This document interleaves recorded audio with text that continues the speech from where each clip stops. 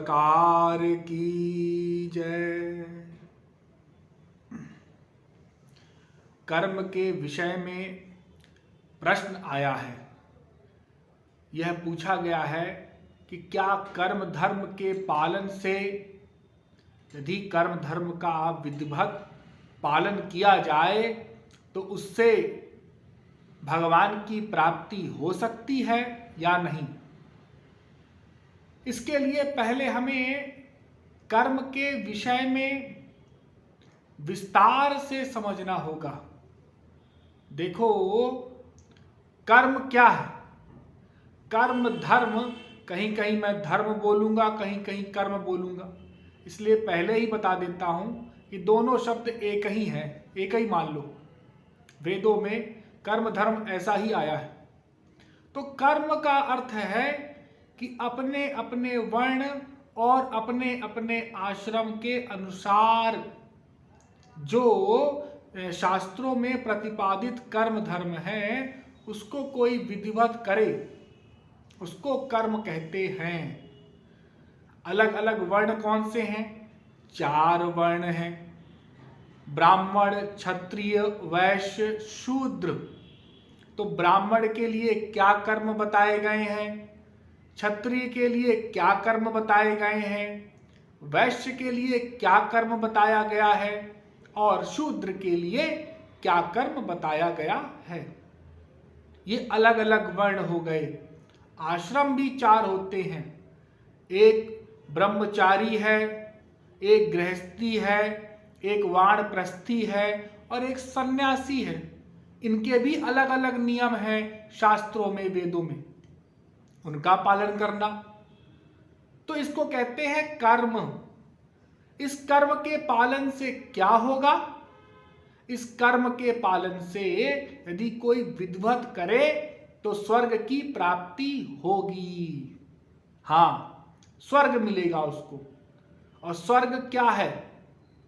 वेद कहता है इष्टापूर्तम मन्यमाना वरिष्ठम नान्यत् श्रेयो वेदयन्ते प्रमूढ़ा नाकस्य पृष्ठे ते सुकृतेन भूत्वेवं लोकम हीनतरम वा विशन्ति। अर्थात जो स्वर्ग के लिए कर्म धर्म का पालन करता है, स्वर्ग की तैयारी के लिए जो कर्म कर रहा है वह प्रमूढ़ा अर्थात घोर मूर्ख है, क्योंकि ये एक दिन नष्ट हो जाएंगे। ये जो स्वर्ग है वह भी थोड़े दिनों के लिए है और उसके पश्चात मृत्यु लोक में पटक दिया जाएगा और हीन योनियों में पटक दिया जाएगा। कुत्ते, बिल्ली, गधा, मच्छर इत्यादि बनना पड़ेगा। इसलिए कर्म धर्म के चक्कर में नहीं पड़ना चाहिए। फिर वेद कहता है अविद्यायावंतरे वर्तमानाः स्वयं धीराः पंडितम मन्यमानाः जघन्यमानाः पर्यन्ति मूढ़ाः अंधेनैव नियमाना यथा अंधाः परीक्ष लोकान् कर्मचितान् ब्राह्मणो निर्वेद मायान् नास्ति कृतः कृतेन तद्विज्ञानार्थं स गुरुमेवाभिगच्छेत् समित्पाणि श्रोत्रियम ब्रह्मनिष्ठम। ये वेद मंत्र कह रहे हैं कि कर्म धर्म के पालन से बंधन हो जाएगा और जैसे कोई सत्वगुणी कर्म करेगा तो उसको स्वर्ग की प्राप्ति होगी। सत्वे प्रलीना स्वरयान्ति नरलोकम रजोलया तमोलयास्तु निरयम, गीता कह रही है, और यान्ति मामेव निर्गुणा। यदि कोई रजोगुणी कर्म करेगा उसको मृत्यु लोक की प्राप्ति होगी और तमोगुणी कर्म करेगा जो उसको नरक की प्राप्ति होगी। और जो निर्गुण रहेगा, केवल मेरा चिंतन करेगा, उसको मेरी प्राप्ति होगी, श्री कृष्ण कह रहे हैं। तो कर्म के पालन से ये जो शरीर का कर्म है, वर्णों का, आश्रमों का, इसके पालन से तो स्वर्ग की प्राप्ति होगी और स्वर्ग नश्वर होता है, थोड़े दिन के लिए मिलता है। वहां भी हमारे मृत्यु लोक की ही भांति काम है, क्रोध है, लोभ है, मोह है? हाँ, ऐसे ही यहां की भांति ही काम, क्रोध, लोभ, मोह सब कुछ है स्वर्ग में। देखो ना, वहां पर स्वर्ग में अप्सराओं की कमी है क्या? अरे उर्वशी, मेनका इत्यादि कितनी अप्सराएं, लेकिन वह इंद्र हमारे मृत्युलोक की एक स्त्री में, माइक स्त्री में आसक्त हो गया, गौतम की स्त्री अहल्या। ये हाल है। तो स्वर्ग में भी सब कुछ है, वह भी जेल है हमारे मृत्युलोक की भांति। वो जेल होती ना, दो प्रकार की होती। एक तो साधारण जेल होती है, जिसमें जो होते हैं अपराधी, किसी ने मर्डर कर दिया है, कोई ऐसा है अपराधी, उसको डाल दिया जाता है।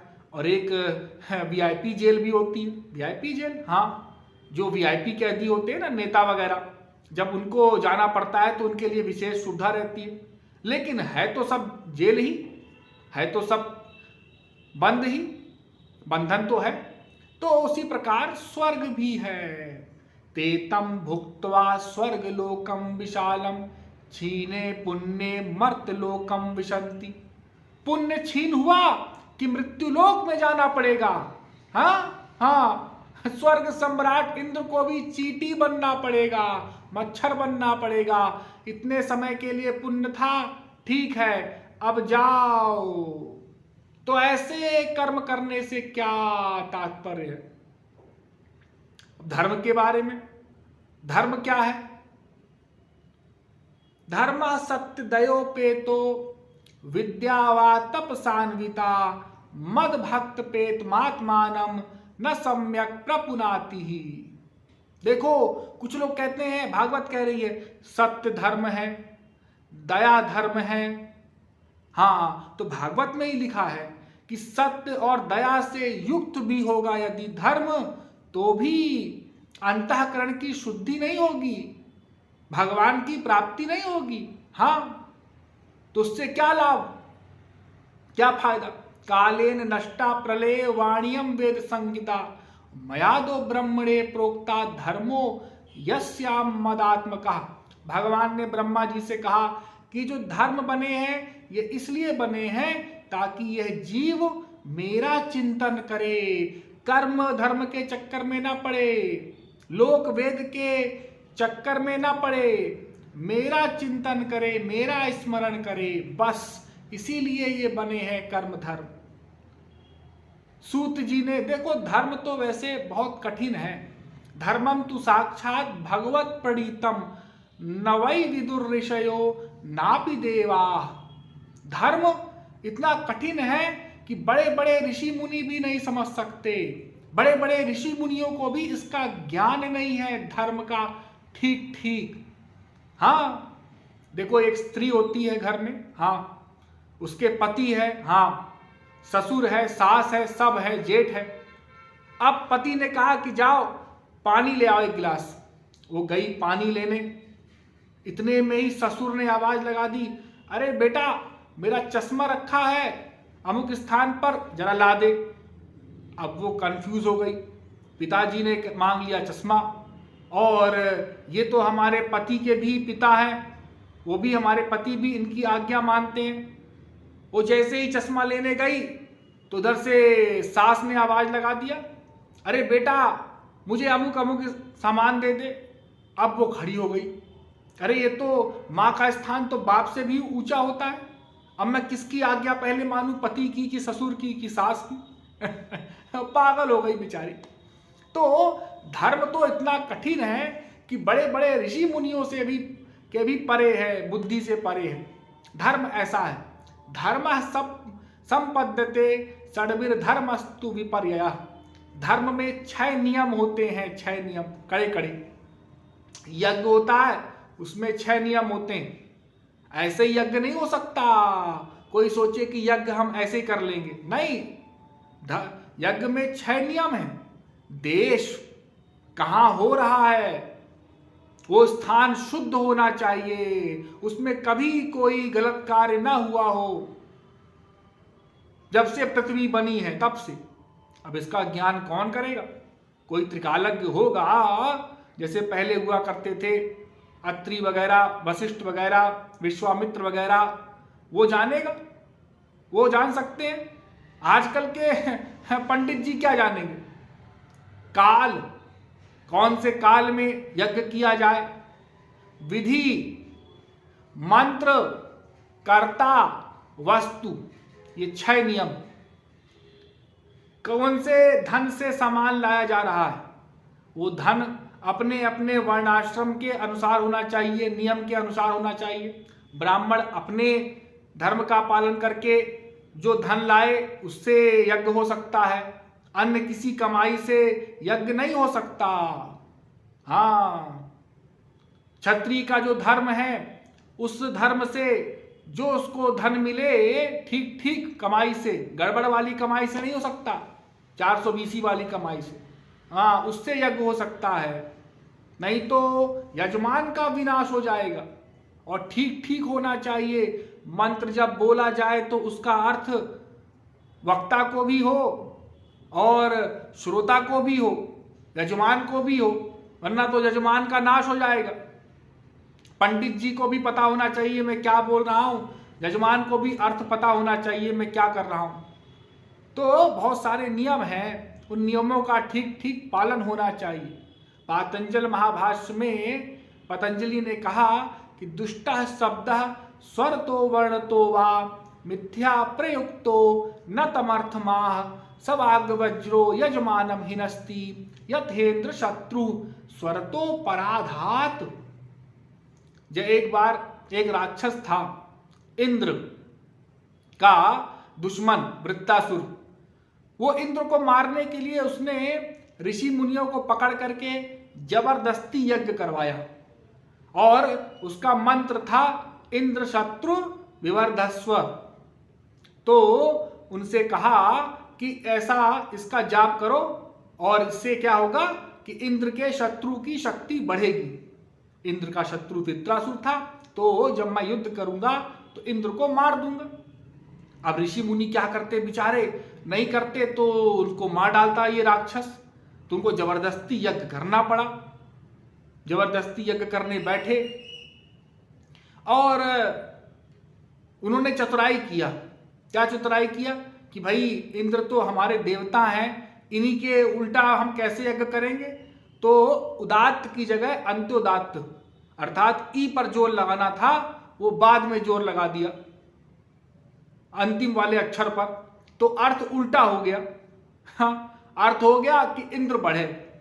अब जब युद्ध हुआ इंद्र के और वृत्रासुर के बीच में, तो ये वृत्रासुर मारा जाने लगा। तो इसने भगवान को बुलाया कि हे ईश्वर, हे परमात्मा, मैं भी तो आपका पुत्र हूं, ये मेरे साथ ऐसा भेदभाव क्यों?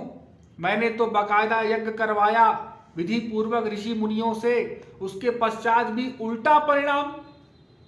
तो भगवान से सुना नहीं गा, भगवान प्रकट हो गए। भगवान ने कहा अरे क्या बकता है, क्या बात है?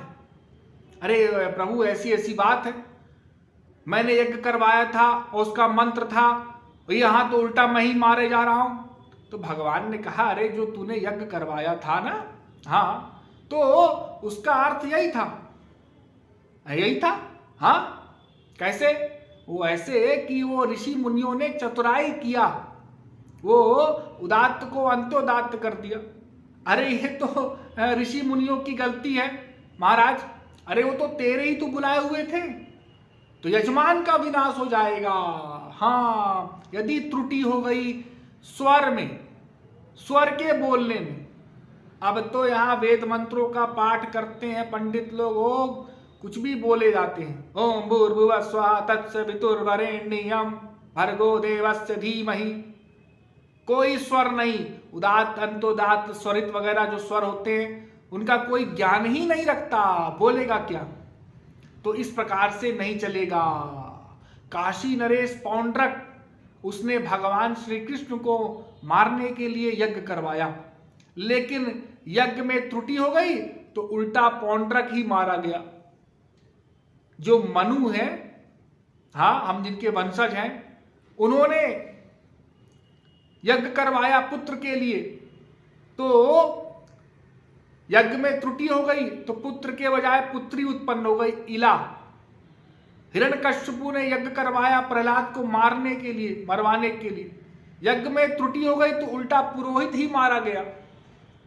तो इस प्रकार से नियम पूर्वक यज्ञ हो सकता है, एक छोटा सा यज्ञ। तो कर्म धर्म में बहुत सारे नियम होते हैं, हाँ, उनका ठीक ठीक पालन होना चाहिए, नहीं हुआ तो उल्टा हो जाएगा, और हो भी गया तो उससे स्वर्ग की प्राप्ति होगी, जो कि एक दिन छिन जाएगा। तो ऐसा है कर्म धर्म का ये कानून। तो धर्म क्या है, फिर करें क्या, धर्म वास्तव में है क्या, इसको समझना होगा। ये तो ऊपर का हो गया, ऊपर ऊपर का शारीरिक जिसे कह सकते हैं। अब एक और धर्म है आत्मा वाला, उसके विषय में भी जानेंगे हम, स्पिरिचुअल जिसे कहते हैं। तो आत्मा वाला धर्म क्या है, शौनकादिक परमहंसों ने सूत जी से प्रश्न किया कि धर्म क्या है, तो उन्होंने बताया, बड़ी अच्छी परिभाषा बताई भागवत में कि एतावानेव लोकेस्मिन् पुंसाम धर्मः परः स्मृतः भक्ति योगो भगवती तन्नाम ग्रहणादिभिः।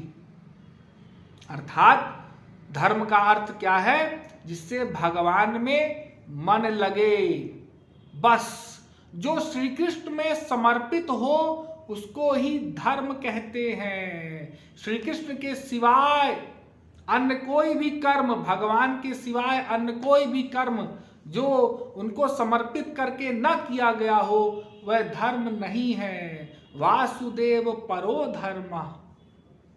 हाँ, तो भगवान के निमित्त होना चाहिए धर्म।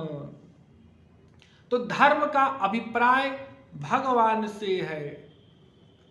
भगवान पद्म पुराण में कहा गया कि भगवान को छोड़ करके यदि कोई पुण्य भी किया जाता है तो वह भी पाप ही है, वह भी पाप की कैटेगरी में आ जाता है।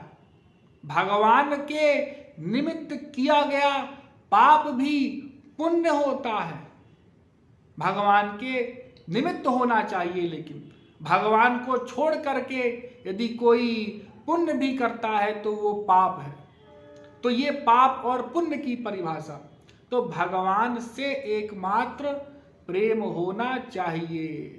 रामायण भी कहती है, सो सब कर्म धर्म जरि जाऊ, जहाँ न राम पद पंकज भाऊ।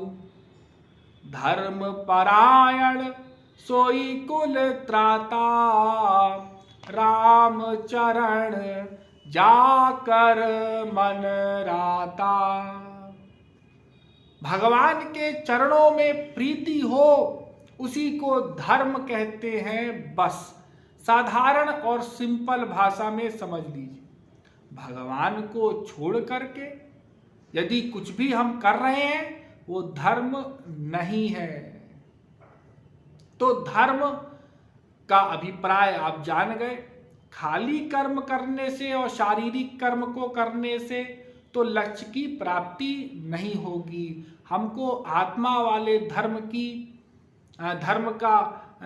करना है, उसके पश्चात ही हमको भगवान की प्राप्ति, लक्ष्य की प्राप्ति हो सकती है। अनन्यास चिंतयन्तो माम ये जनाः पर्युपासते ओ तेषां नित्य अभियुक्तानां योगक्षेमं वहाम्यहम्। मामेकं शरणं व्रज, मामेकमेव शरणमात्मानं सर्वदेहिनां। भगवान की ही शरणागति हमको करनी है। बस एकमात्र श्री कृष्ण की ही शरणागति करनी है, यही धर्म है। तो धर्म की परिभाषा संक्षेप में मैंने आपको बता दी। अब विस्तार तो होता रहेगा। अब आप लोग समझ गए हैं कि धर्म क्या है।